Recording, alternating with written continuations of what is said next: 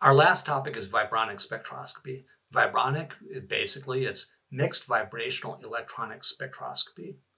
So we've drawn these potential energy curves or cartoons because if I have a real molecule, these potential energy surfaces are multidimensional.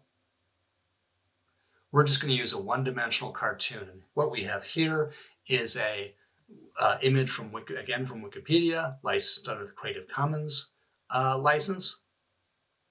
And it has the vibrational levels in the ground state and the excited state, E1. It also has the vibrational wave functions. Vibronic spectroscopy is the simultaneous change in the vibrational and electronic states of the molecule.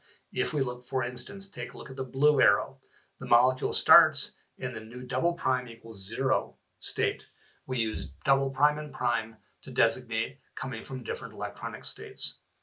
So this is going from E0, new double prime equal to 0, to E1, new prime equal to 2. Normally what happens in a molecule, in the gas phase it might not, but in condensed phases it certainly will. It will relax down to the lowest vibration level. And so then what we see is the green arrow going down, and you notice when it does that, it changes geometry a little bit.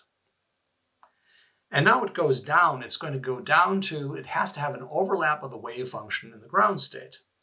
In this case, as this is drawn, this emission will be E1 new prime equals 0 to E0 new double prime equals 2. Now, this highlights something called the Franck-Condon Principle. All transitions are vertical. We don't draw crooked lines on this diagram because the internuclear distance cannot change on the time frame of absorption or emission of light. That is near instantaneous. So the molecules are pretty much frozen in place. And what is that geometry? It's represented by these nuclear coordinates. We can further map out the intensities of these bands by looking at the overlap of the wave functions and, again, Franck-Condon factors.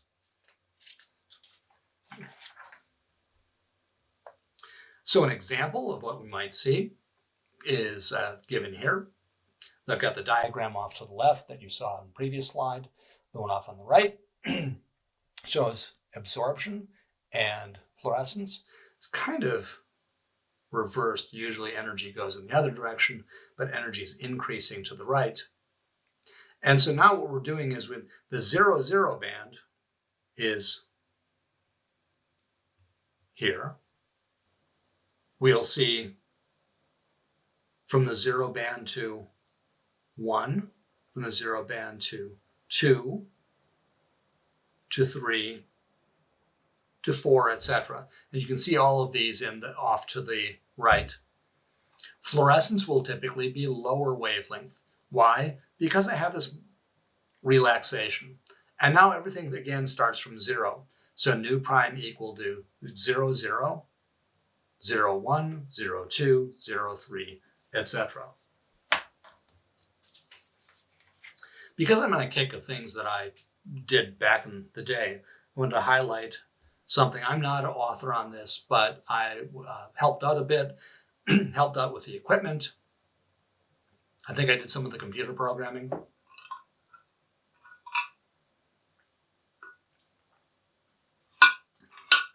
So this is, you might ask yourself, so take a look at 9-phenylanthracene. I've got this molecule right here. And the question is this going to be 90 degrees, or is it going to tend towards being planar?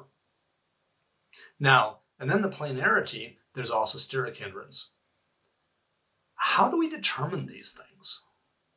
Well, that's what we're going to do with this. So this molecule was put into I'll give the procedure in the next slide. Basically, it's put in what's called a molecular beam. So kept at very close to absolute zero. It's in the gas phase. And now this is being irradiated with a laser.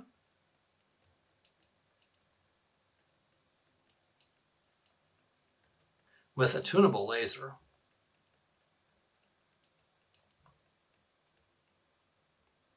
And then we're looking at the fluorescence intensity. So changing the laser wavelength, looking at the intensity of total fluorescence. Now, I mentioned something about the molecular beam. Procedure it's a kind of a fun thing. It's a free expansion of a gas into a vacuum. What happens when I do that is the energy is redistributed.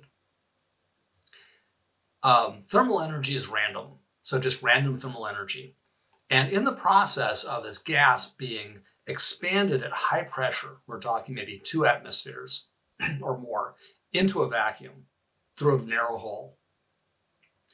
And not all, but very, very much of the random energy, so the molecules moving this direction, that direction, it's vibrating, it's rotating, all of that energy gets transferred into kinetic motion of the beam. In other words, straight line kinematic motion. And so the result is this gas, I get this puff of gas which is moving here, but in the reference frame in that you're moving with it, if you're moving with the gas in the reference frame, it's actually very cold. Very cold meaning millikelvin. Because this gas puff, I imagine, looks like this. It's very slowly, and it's very rapidly going in one direction, but it's very slowly enlarging. And if I move with it in the inertial reference frame of the center of motion of all the gas molecules, if I could somehow freeze that, it looks like they're at millikelvin, which puts all of my molecules in the lowest vibrational and rotational states. All right, what do you get? Well, what we were able to obtain was the potential energy curve for this. And you found that in the ground state of 9-phenylanthracene, 90 degrees is the lowest energy. Although if you look at that curve, it's not really very harmonic. Which we would expect. It's pretty much got free rotation until we get steric hindrance. So we've got off here with